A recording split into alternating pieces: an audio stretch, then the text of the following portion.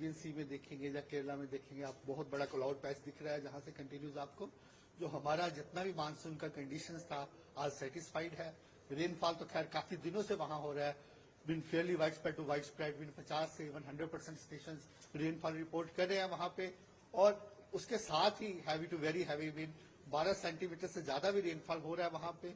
और जो वेस्टर्ली की स्ट्रेंथ है वो अप टू 4.5 किलोमीटर है और लो लेवल में विंड काफी स्ट्रॉन्ग है। इसको मद्देनजर रखते हुए सारी कंडीशन सेटिस्फाई होने के बाद हमने केरला में आज मानसून एडवांस किया है। इसके अलावा जो दूसरा पार्ट किया है मैं आपको इस पिक्चर्स के माध्यम से समझाना चाहूंगा। जैसे मानसून का पैटर्न आप दिख रहे हैं, ये आपका नॉर्मल पोजीशन होता है मानसून का, ठीक है, ऐसे कवर करता है। अभी इसने केरला का हिस्सा कवर किया, मोस्ट पार्ट ऑफ केरला कर लिया, उसके साथ ही नॉर्थ ईस्ट के काफी हिस्से कवर हो गए। और आने वाले दिनों में हमारा यही अनुमान है 3-4 दिनों में जी तमिलनाडु कर्नाटक के कुछ हिस्से और कवर करेगा और साथ में ही सब हिमालयन वेस्ट बंगाल के और रिमेनिंग नॉर्थ ईस्टर्न स्टेट भी कवर हो जाएगा। सर, जो नॉर्थ ईस्टर्न स्टेट में मानसून वो थोड़ा पहले रिपोर्ट किया जा रहा है, तो उसकी क्या वजह है? देखिए उसमें क्या है, जैसे उसका नॉर्मल डेट 5 जून था वो आज ही हो गया, इसका 1 जून लिखा हुआ है, ये भी 30 को आ गया, ठीक है। उसका रीजन यही था कि जो करंट जो इसकी बिन्स हवा का पैटर्न है वो पहले एस्टेब्लिश हो गया।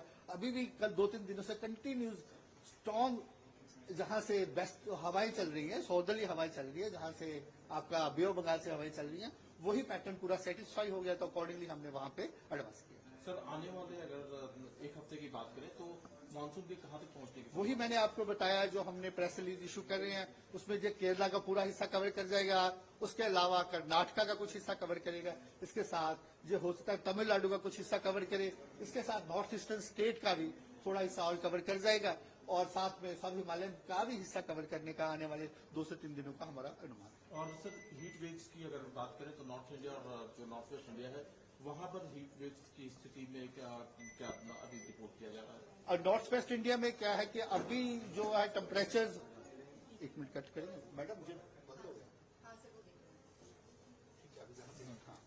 तो अभी क्या है, नॉर्थ वेस्ट इंडिया में हम काफी दिनों से यहाँ पे रेड अलर्ट दे रहे थे।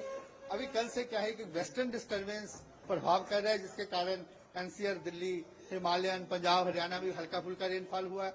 उसका कारण एक तो वेस्टर्न डिस्टर्बेंस है, उसके अलावा जो हवाओं का रुख है, जो वेस्टर्ली हवाएं होती हैं पाकिस्तान की तरफ से आती हैं, वो पैटर्न चेंज हो गया कल से, वो अभी अरबियन सी से आ रहा है और उसके कारण क्या है कि टेम्परेचर्स में ग्रेजुअली गिरावट आ रही है, जिसके लिए कल तक हमारा रेड अलर्ट था। इसलिए हमारा अभी नॉर्थ वेस्ट इंडिया में ऑरेंज अलर्ट दे रखा है। उसका कारण यही है कि काफी हिस्सों में टेम्परेचर्स कम हो जाएंगे, लेकिन फिर भी heat wave to severe heat wave, जैसे मई महीने का जो हीट वेव आता है वो थ्रेशोल्ड बेस्ड आता है कि फिर भी 47+ टेम्परेचर्स आने वाले दिनों में आज के लिए कहीं ना कहीं पहुंच सकते हैं पंजाब, हरियाणा, एनसीआर, दिल्ली, राजस्थान, लेकिन जो सीवियरिटी है वो कम हो रही है और इसके बाद कल और कम हो जाएगी। हमने जो वार्निंग रखा है कल और परसों येलो अलर्ट रखा है, उसके बाद ये ऑलमोस्ट खत्म हो जाएगा। हाँ, इसके अलावा मैं बताना चाहूंगा हीट वेव अभी ईस्टर्न पार्ट में भी चल रही है, बिहार में भी 2-3 दिनों से चल रही है।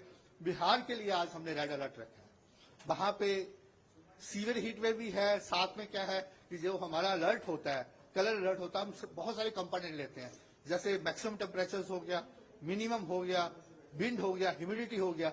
उसमें यहाँ मैक्सिमम टेम्परेचर भी हायर साइड है, मिनिमम भी हायर साइड है और उसके साथ ह्यूमिडिटी भी है। उसको मद्देनजर रखते हुए आज हमारा बिहार के लिए रेड अलर्ट है और झारखंड और उड़ीसा के लिए हमारा ऑरेंज अलर्ट है।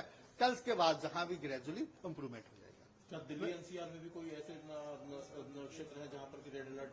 देखिए अभी अगर कल का बात करें तो टेम्परेचर्स में अगर आप देखिए तो काफी हिस्सों में कल भी टेम्परेचर थोड़ा गिरावट ही देखी गई है, जो हमने कल स्पेशल प्रेस रिलीज दिया।